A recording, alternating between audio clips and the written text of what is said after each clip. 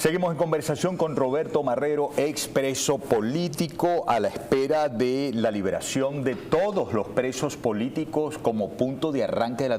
Por cierto, sobre eso parece que no hay ningún tipo de debate, la verdad, ¿no? Prácticamente todos los partidos dicen no puede hablarse de transición igual sin presos políticos, claro, sin la liberación de los presos políticos. María Corina lo tiene por bandera también, hizo sus publicaciones, no hay transición sin liberación de presos políticos. Y una cosa muy buena, está en agenda los policías del 11 de abril, los hermanos Guevara, Caguaripano, o sea, se habla ya de presos políticos de vieja data y se habla de presos políticos militares. Por primera vez se habla abiertamente de liberación de presos políticos militares, porque siempre ha habido un tabú entre los políticos de no hablar de los militares porque, bueno, genera costos, es más peligroso. Están hablando de liberar... Más peligroso en el sentido de que si no los van a soltar, los van a mancillar más, los van a torturar más, los van a... que no quieren mojarse en eso porque no, los militares, es una cosa los militares, como esto es un régimen de corte militar, hay un temor pero que liberen a Caguaripano, señor tenía muchos años preso, está bien que lo liberen, que liberen a los policías del 11 de abril, que eran presos de Chávez. Chávez incluso ordenó liberarlos después de que del 7 de octubre de 2012. Pero esa orden no se cumplió porque, bueno, todos sabemos que llegó Maduro. Sí. Mira, te pregunté por la expectativa que pudieras tener respecto de la reunión entre María Corina y Trump. Ahora, déjame preguntarte, la expectativa sobre la reunión Trump con Delcy Rodríguez, si se da, en efecto, la próxima semana. Wow, bueno, no es cualquier cosa, ¿no? No pareciera ser cualquier cosa. Si yo fuera Trump, le leería la cartilla, como decía una colega más reciente. Bueno, no sé, no. Yo creo que ella le tiene leída, ¿no? La cartilla ya la tiene. Yo creo que deberían ocurrir cosas antes de esa reunión. Como por ejemplo. Una liberación masiva, pasos. Ah, bueno, claro. Ok, la liberación. Ya es un tema de opinión pública. Entonces, Pero Tamara acaba de decirnos, yo no le daría cita, no le daría audiencia, nada, si no libera a todos los presos políticos, si no garantiza que realmente desarmó a los colectivos y tal. Y viste la pantomima de Diosdado Cabello anoche en la Plaza Oliari, ¿no? Tenemos todas las armas nosotros, lo cual supone decir, no hay armas por ahí regadas. Es que eso tiene doble lectura. Hay un control aquí, porque la estabilización implica control. Bueno, y Diosdado tiene que hacer política, nadie puede pretender que no esté en la ecuación. Existe, está allá, es el ministro, y es un 4F. O sea, pero esos son temas que tienen que arreglar el grupo del chavismo, madurismo, ahora diríamos del sismo. Nosotros como fuerza opositora lo que tenemos es más, nosotros estamos en una situación bien compleja, porque está muy bien lo que está haciendo el presidente Trump, pero no son cosas hechas por la oposición. No tenemos la dinámica de la política. Estamos yendo a unas situaciones que están creando la geopolítica mundial. El problema de Venezuela es que se convirtió en geopolítica. No es un tema de adecos o la gente de 20, que no. Estamos hablando de que hay un cuadre directo de la administración Trump con Delcy y Jorge Rodríguez para buscar una transición. Eso es lo que está pasando. Y la oposición está de buena fe, tiene que participar, pero no somos los que llamamos la voz cantante. Esa es la realidad. Bueno, ciertamente, porque aquellos que tenían razón al final del día, en ese dicho tan popular de que aquellos no salían sino a plomo, realmente fueron asistidos por la verdad, la crudeza de la verdad, no la pura verdad, como se dice. No tenemos la fuerza del plomo. Entonces, que nos toca bailarse vals. Mira, hay una transición, esta característica, ¿vas a estar o no vas a estar? Cada quien decidirá. Yo sí voy a incorporarme a esa transición, yo sí quiero ir para esas elecciones, yo sí quiero reconstruir el país y yo sí quiero una transición a la democracia. Yo, Roberto Marrero. Pero ¿por qué haces tanta insistencia en eso? ¿Es que tienes conocimiento de alguien que quisiera oponerse a una transición? Porque hay gente que quiere el mundo perfecto, donde todos los que hicieron algo malo sean enjuiciados y tal, y las transiciones tienen esos grises donde van a ocurrir quizás, pero no, se está reuniendo Trump, que es el gran operador político, geopolítico de esta situación. Entiendo que se va a reunir con la vicepresidenta, con Delcy, pues. Y nosotros no tenemos ni arte ni parte. Entonces, si ellos están dando ese nivel de reconocimiento, ¿quién es uno para decir, no, si eso es así, yo no quiero reconstruir Venezuela? ¿Cuál crees tú debería ser la posición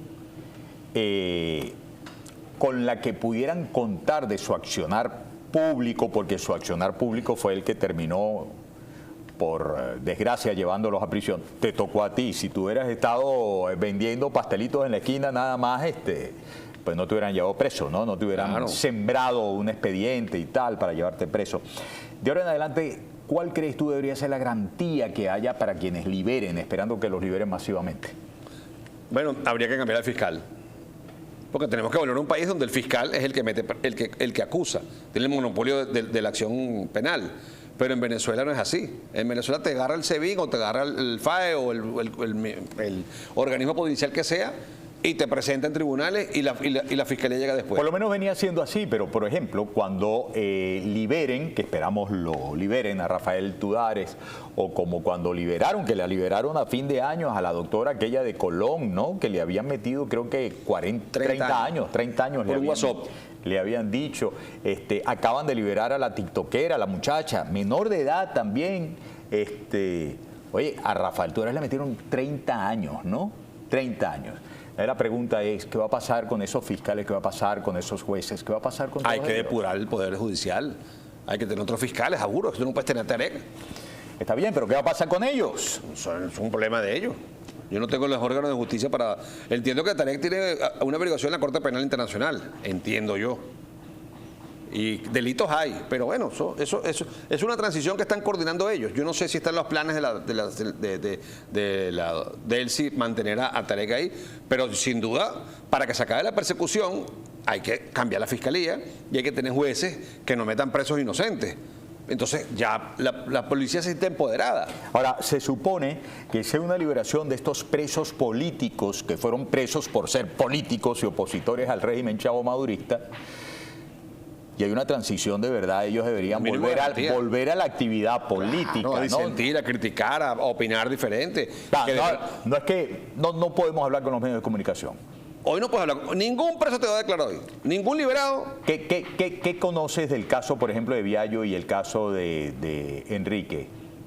Salieron con prohibición de hablar con... No sabemos todavía, ¿no? Es que no sé si es... No sabemos. No se sabe si es régimen de presentación. Es muy opaco el proceso. Por ejemplo, cuando salimos un grupo en el que salí yo en el 2020, éramos 110 indultados.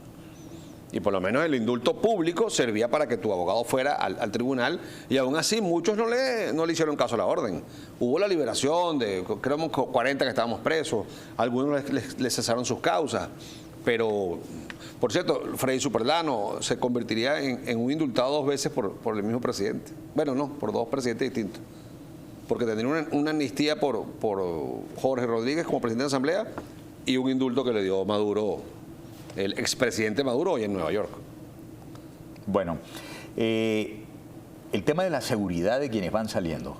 Porque si salen, ¿sabes? Salen a un ambiente en el que si están saliendo es prácticamente por cumplir el mandato de la parte ganadora de un conflicto, que en este caso es Donald Trump. Eso está y entonces el odio, la furia, el resentimiento entre esos colectivos armados los hace unos elementos mucho más peligrosos porque saben que quedaron en minusvalía frente a cualquier acción de luego el ganador del conflicto, ¿no? ¿Qué se podría hacer para garantizar? Es que si tú no le garantizas a ellos, a los que estás liberando, sus libertades, no pides que te garanticen las tuyas. O sea, tú no puedes plantear una transición y una amnistía o una reconciliación como la están planteando, porque entiendo que eso es acordado con las autoridades de Elsi y Jorge. Esos 3 pasos. Esos 3 pasos no los hizo el Departamento de Estado por su lado. Por lo menos se los informó a ellos antes que al público. Bueno, en ese caso, la reconciliación pasa por ellos, justamente. Ese señor que era perseguidor no quiere ser perseguido, a pesar de que lo merezca. Ese señor que era perseguidor no quiere ir a un tribunal de derechos humanos a pagar por las culpas porque él se va a alegar que era funcionario, que eran órdenes superiores. No, todo eso tiene que arreglarlo la transición. Por eso es que es tan importante la transición. Incluso la transición es tan buena que la principal interesada en que una transición política interna, esa estabilización y esa reconstrucción, y no ser parte de eso, es María Corina. Porque esos costos políticos le harían mucho daño a ella, a su liderazgo. Porque lo que queremos es que el país arranque en una elección, pero que hay un mínimo de instituciones que hoy no las hay. Hoy no hay fiscal, hoy no hay jueces, un TCJ totalmente inválido. La propia Asamblea Nacional no es legítima. Entonces, en ese marco institucional tú no puedes arrancar un gobierno serio. Tendrías todo en contra. Todo eso hay que legitimarlo. Y eso es parte de lo que hay que llegar al acuerdo. Creo que eso podría ser una conversación de lo que pudieran tener la próxima semana, pero para que esa conversación se dé en Washington, D.C., entre Delcy y el presidente Trump, aunque el presidente Trump hace lo que es soberano y hace lo que quiere, ganó con sus votos y estamos en su país, más bien hay que agradecerle el apoyo. Debería haber pruebas serias de que vamos a hacer una A tu parecer, transición. cuando estamos hablando de reconciliación, de reencuentro, ¿cuál fue la palabra que estaba en el reencuentro? Puso ¿verdad? reconciliación. Reconciliación. ¿Cómo concibes tú la actuación futura de grupos como la Alianza Democrática, donde está José Brito, Timoteo Eso es lo más Zambrana? fácil. Pero déjame terminar la pregunta. José Brito, Timoteo Zambrana y tal, que es un grupo distinto al otro grupo donde está Un Nuevo Tiempo y Cambio y tal, donde están Capriles, Tomás Guanipe y tal. ¿Qué ves con eso? Los grupos los decide el pueblo votando. Van a ofertas electorales, siempre hay más de una, pero al final se va a decantar mayoritariamente por la opción de la oposición que apoyó a Edmundo, a María Corina, que fue a las primarias, que es la posición mayoritaria del pueblo de Venezuela. Esa es la que va a salir favorecida y ese es el nuevo poder político que se va a establecer. Y esos grupos, esos alacranes, no se preocupen, los alacranes pueden hacer ni que hagan lo que hagan, ni que regalen neveras, nadie va a votar por ellos, porque no lo hicieron por Maduro. No lo van a hacer por ellos. Ok, hubo ayer circulación de distintas listas de hechos, muchos medios, muchos comunicadores, estábamos hablando porque nos daban por hecho que ya habían liberado a uno, que ya habían liberado a otro. Yo estaba hablando aquí con Pedro Rojas, el que le pegó, tú sabes, el grito cara a cara a Nicolás Maduro en la audiencia el pasado lunes, que le dijo, tú eres un criminal, ¿sabes, no? ¿A quién me estoy refiriendo? Y él estaba muy emocionado porque le había llegado la información de la liberación de Juan Pablo Guanipa, cosa que todavía no ha ocurrido. ¿Qué has conocido al interior que en lo que tú más puedas confiar está realmente retardando esto? ¿Solamente la búsqueda de una figura jurídica que los haga quedar bien a ellos o qué? Mira, ellos tienen los tiempos. Hicieron una oferta pública de liberación ayer, debió haber sido de cumplirse ayer mismo. Pero dijeron de un buen número, de un importante número, no de todos los presos políticos. No especificaron. Pero es que entiendo que la lista no la está manejando directamente la administración Trump con ellos. Deben haber un convenio de listas, hay la lista de la iglesia, la lista de las ONG. Porque, por ejemplo, tú vas a las redes sociales y hay presos políticos, pero no todos aparecen ahí. Porque hay unos más activos que otros. Hay casos en que las familias deciden no hacer bulla en redes para no perjudicarlos y son presos políticos. Hay jóvenes que fueron testigos de mesa, señoras que fueron a buscar a su hijo y no estaba y se las llevaron presos, son presos políticos y quizás no tengan el apoyo de las redes sociales. Entonces, es una lista difícil de hacer. Por eso es que yo creo que hay que revisar porque seguramente va a quedar gente que es beneficiaria, es preso político y debería estar ahí y no está. Entonces, tiene que ser una medida bien amplia. Bien. Pero si esa medida no se da, no hay indicio de que vamos a ningún camino positivo. Oye, tengo 3 minutos. Okay. Tu percepción, tu sentir con cada anuncio del presidente Trump en el sentido de le van a comprar en Venezuela solamente a los Estados Unidos. Vamos a tener control de la comercialización del petróleo represado hasta 50 millones de barriles, pero luego el secretario de Energía dice no, y el negocio futuro también. Le pregunta una tríada de reporteros del New York Times en la Casa Blanca, mire, ¿y por cuánto tiempo va a estar usted ahí? ¿Unas semanas, unos meses, quizás un año? Yo, no, mucho más, mucho más. ¿Qué tienes que decir de eso? Bueno, o sea que Trump tiene un estilo muy particular de declarar, ¿no? Y de generar polémica. De hecho, él se alimenta de eso. En eso se parece mucho a otros políticos latinoamericanos, que polemiza mucho y vive del conflicto. Él vive, si no hubiera conflicto, lo inventara. Él necesita ese toma y dame. Yo creo que no tenemos mucho que opinar. La industria petrolera de los últimos 100 años se manejó con los norteamericanos, que son las empresas que mejor manejan el negocio. Nuestro socio principal quiere ser Estados Unidos en todo lo que es petrolero. ¿Por qué? Porque es que está más cerca.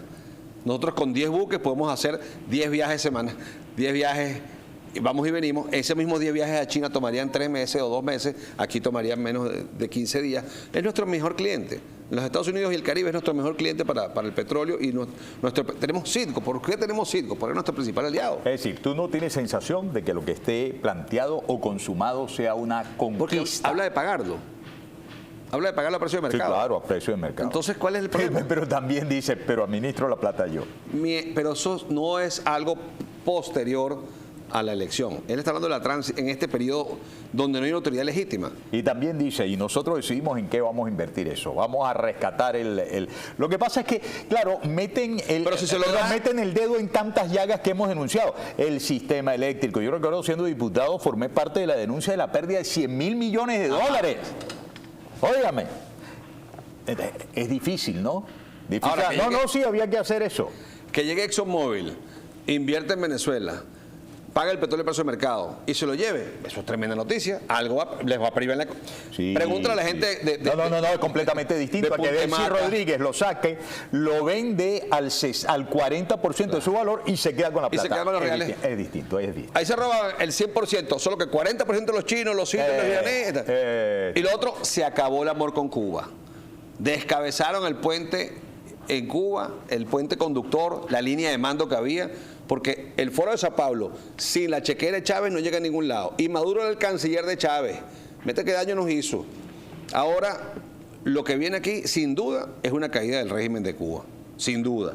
Porque se acabó el vaso conector, el vaso comunicante, la dominación, la tutela, más allá de los 32, que es una vergüenza, sin duda.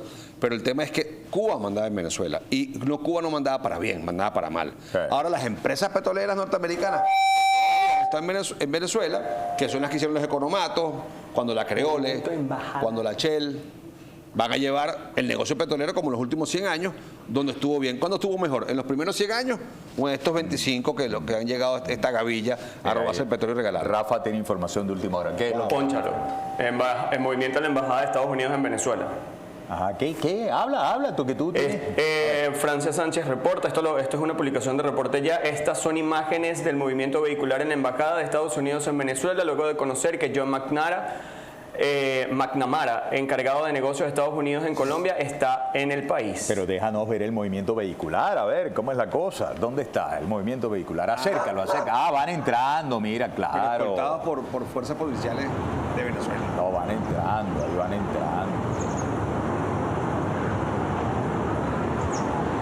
Hay que ir a hacer la cita de la visa. Ay, bueno, ya ves.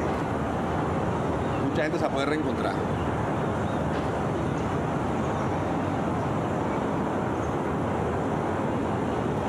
Ahí está. Gracias, Roberto. Gracias, Rafa, por la información de última hora. Gracias a ustedes por haber estado con nosotros. Si hay una emergencia como la que hemos tenido en grandes cantidades durante los últimos días, estaremos antes del lunes. Si no, hasta el lunes me despido yo. Dios me lo bendiga. Chao, chao.